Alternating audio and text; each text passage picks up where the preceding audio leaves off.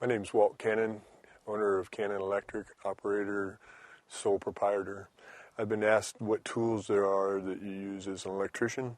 Basically, you have your hand tools, your electrician's meter, your screwdrivers, your electrician's nines, wire cutters, tape measure, dikes, hammer, of course. The other hand tools, of course, are drill motors, whether they be small, 1/4 inch or 3/8, and then 1/2 inch drive, and your sawzall, of course.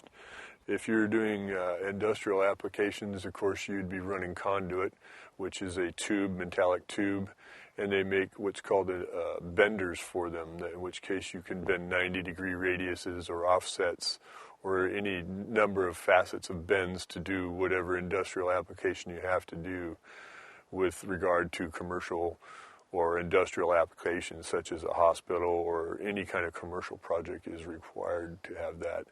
Basically, you would be pulling wire in through those conduits. You might use rigid benders, which is a whole different kind of conduit, which is extremely hard to bend, but they make hydraulic benders, is what they're called, and you can bend these very substantial pieces of conduit with this tool also. There's a number of drill motors and ladders and extension ladders and the such that are required for being an electrician.